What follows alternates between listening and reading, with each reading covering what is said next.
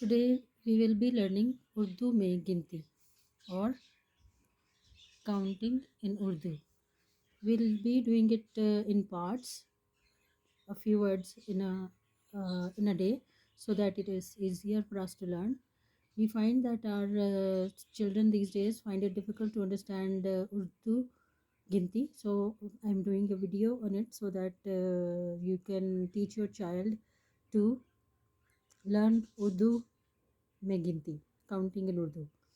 So 1 is एक, 2 दो, 3 तीन, 4 चार, 5 पाँच, 6 छः, 7 सात, 8 आठ, 9 नौ, 10 10, 11 11, 12 12, 13 13, 14 14, 15 15.